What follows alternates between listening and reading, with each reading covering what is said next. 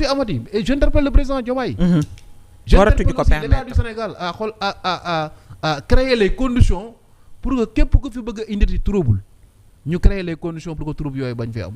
parce que sénégalais yi sont fatigués depuis 2021 de situation ñii taal nañ seen i boutique taal nañ seen i kii taal nañ def nañ la te bon voilà depuis lors amul benn conséquence. on peut dire que loolu sax bokk na ci li gën a tax situation économique bi metti parce que ñu ci bari seen ay business yi ñu amoon manifestation yi daanaka daf ko yóbbaale si yàq geeg taal yeeg yi ni mel alors ci économie la ñu des ba léegi plan de redressement économique et social bi nga xamante ne suñu premier ministre bi fi woon moo ñu ko tegaloon ñu tàmbali gis ci ay taxation yoo xam ne daanaka reposé wu na ci ndoddu askanu Sénégal mu mel ne on a comme si l'impression que avec ce plan le panier de la ménagère dafa daal di gën a metti le pouvoir d'achat gën a yéeg alors situation boobu est-ce que jàpp nga ne ça doit perdurer est-ce que plan boobu waruñ ko teg ne jéem a xool solution bu ñu indi ngir yombalal askan wi également.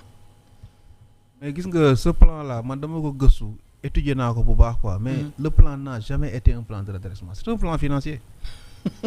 non c'est un plan de redressement xam nga en fait dafa war a am contexte exposé des motifs sur le plan économique. Ouais.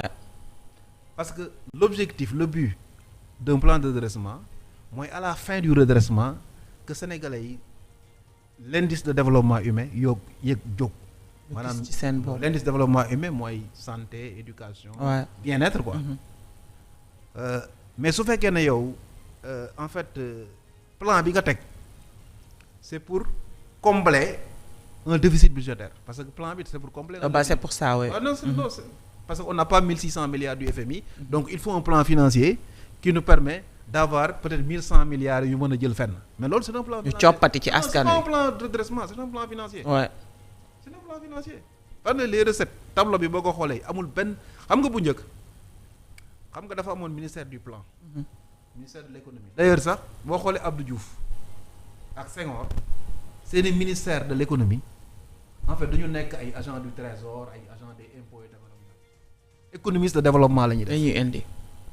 man nga citer bon Fama Ibrahima Sagna économiste de développement nga ñëw Mamadou Lamine Loum économiste de développement Ibrahima Sarr économiste de développement c'est-à-dire que da ngay gis ne en fait maanaam réew boo ko yor du rek maanaam xaalis bi dugg na génn na loolu comptabilité la ak finance mais dafa am partie économie boo xamante ne je pense que dañ ko joxuñu ko trop maanaam rôle bi mu war a jouer dans le redressement du économique du pays.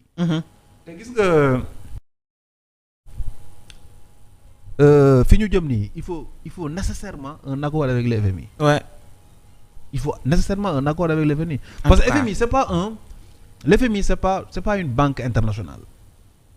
le FMI en fait je veux dire day garantie yenn bailleurs yi mën a ñëw am fit dugg investir Sénégal. maanaam tant que yow tu n'as pas d'accord avec le FMI.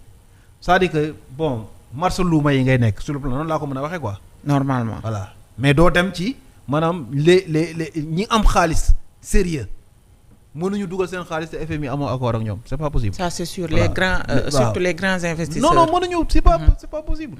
léegi li ngay def mooy tu vas aller vers jël ay xaalis yoo xamante ni benn waay mooy ñëw ne la.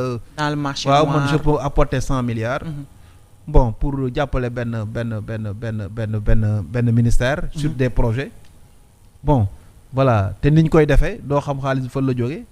doo xam aussi yow nan ndax nu mu tudd am na crédibilité. wala déet voilà tout ça c'est de l'argent sale. c'est de l'argent sale doo ko mën a tu ne peux pas vérifier ça mënoo ko vérifier. donc dañuy ñëw rek wax la donc moi je pense que côté boobu il faut que quand même qu'on essaie de travailler sur avoir un accord avec le FMI. et puis si on a un accord avec le FMI aussi que ñu jublu ci en fait la situation de l'emploi des jeunes au Sénégal. surtout ça c'est un vrai problème quand même ce gouvernement depuis bi nga xamante ne accédé na au pouvoir ak licenciement série de licenciements yi fi am ñi nga xamante ne peut-être yëkkatee nañ ko les bases françaises ña fa sénégalais ya fa doon liggéey ak yeneen jafe-jafe yoo xam ne tax na non seulement une partie de la jeunesse amuñu woon liggéey mais ña nga xam ne jotoon nañ ko am ñu ci bari également perte nañ seen liggéey. non mais effectivement c'est-à-dire que le problème qui se pose mooy xam nga l'emploi des jeunes en réalité en fait boo ko bëggee régler foog nga toucher le secteur informel. c'est-à-dire que ñii bon dama leen des fois ñu dégg ñuy wax affaire mais bon vraiment Sénégal c'est un peu facile de faire de gagner une élection ou bien Sénégal dafa maanaam sénégalais yi pour nga gagner élection dafa yomb. dafa yomb parce que exigence bi ñu war a laaj en termes de programme en termes de production exigence boobu amu fi. ouais. bon bon peut-être bon ñun bu ñu paree ci suñu combat bi ñuy mel nii dem ba 2029 peut-être saaga du fi amati peut-être manipulation di fa peut-être boobaa nit ki di nga ñëw def ay propositions yoo xam ni en fait bu ko nit dégle dina ma lii kat c'est réaliste. man en 2024 j'avais écrit un livre sur le secteur informel boo xamante ni j'avais proposé la mise en place d'une banque du secteur informel une banque nationale du secteur informel et puis banque boobu ñun dañ ne woon dañuy enrôler 500 000 jeunes comprendre par année 500 000 jeunes par année c'est-à-dire tous ceux qui sont sur le secteur informel on les enrôle xale yi jox leen 5 millions par ku nekk mais c'est 250 milliards. Ouais. te 5 millions yi man c'est des fonds de garantie que tu fais c'est-à-dire il faut que nga am courage woo banques yi les banques classiques woo leen ñu réunion ñu ñëw nga leen vous ne financez pas l'économie mais les banques ne financent pas l'économie. banques yi lan la ñuy jël lu salaire benn risque duñ ko jël benn risque salaire la ñuy jël bon ne la ne tout ça financé la maintenant su fekkoon dañu am les banques ñu ñëw am fonds de garantie état bi xale bu ñëw ne man damaa bëgg maçon laa ñu ne ko non duñ la jox xaalis. mais mën nañ la jëndal matériel bi ngay liggéey. tureel nga soxla ak lii ñaata la 500 000 600 000 on t'achète ça. maintenant le problème qui se pose mooy demal nga jéem a tu as le matériel nga ni menuisier la xoolal les menuisiers Sénégal comment ils sont menuisiers de Sénégal yi. mais amuñu matériel de finition. loolu moo tax ñi di dem Turquie di importer les produits turcs di ko indi mais pourquoi loolu mënuñu ko woon def maanaam cheval de bataille bi maanaam organisation du secteur informel. appui institutionnel et financement du secteur informel xoolal nga yi ce qui se passe là-bas xoolal deru nag yeeg deru xar yeeg tabaski yeeg tu màggal Tuuba mais yooyu yëpp c'est des ku joxoon xale yi les moyens mais ñu récupère la der yi traité ko mais loolu da ngay foofu la ngay investir l'industrialisation réew mi mënul dem ñu naan ñu ay employés ba defuñu beaucoup d'argent dans l'industrie il faut qu'on mette de l'argent dans l'industrie parce que loolu mooy permettre après ñu am production parce que Sénégal rek mooy réew moo xamante ni il y a beaucoup de commerçants mais qui vendent des produits étrangers.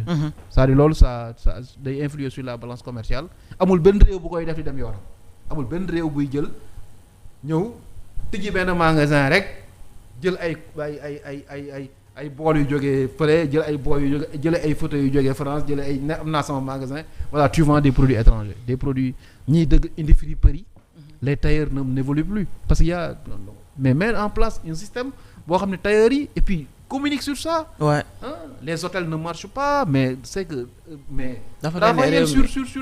dafa mel ne réew mi rien ne marche. non les cibles sénégalais. sénégalais yi bëgg hôtel. mais état bi na subventionné boo bëggee dem hôtel samedi ak dimanche ànd ak say doom ak sa kii. ñu loolu non écoute nous on paye la moitié. Ouais. pour aider les hôtels. bu ko defee yow au moins le week-end bon jigéen ñi dinañ épargner wu dem di togg. c'est ça. donc samedi ak dimanche nga dem tu avec ta petite famille dem toog noppalu le tourisme sénégalais ñu liggéey ci favoriser ko c'est comme ça en fait noonu nga mën a duggee dans les différents secteurs pour créer en fait de l'emploi mais tant que ñu ngi nekk ci ay bon recruter nañ ay enseignants man vraiment pour man loolu dama jàppoon ni sax 2024 kenn du ko waxati bu ñu nee emploi nga ni non c'est-à-dire que on prévoit de recruter des gendarmes on prévoit non mais attends on est 160 000 fonctionnaires ñoom Sénégal sur 4 millions de potentiel de yoo xamante ne maanaam ay actifs donc mënoo yow sa stratégie d'emploi des jeunes mais nga tabler ko sur la fonction publique il faut nga génn sur la fonction publique nga dem dans l'auto-emploi te l'auto-emploi c'est l'organisation du secteur informel voilà man nag je crois au secteur informel ci loolu laay liggéey je pense que ci foofu laa jàpp ni moo mën a régler le problème de l'emploi des jeunes moo mën a boo ko commencé def fa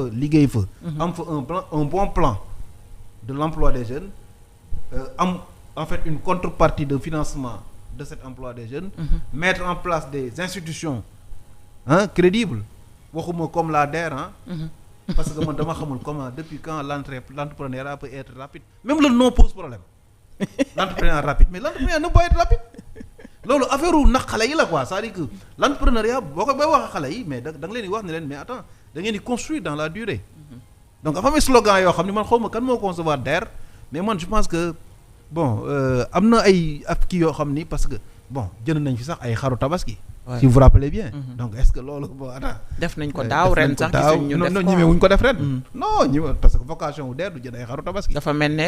non xam nga dafa échoué. mooy la le populisme projet boobu populisme la. Feuz gis nga populisme moo am Sénégal populisme dans les institutions populisme dans la politique populisme dans les passations de service. populisme même booy wax sax yow yaa ngi mettre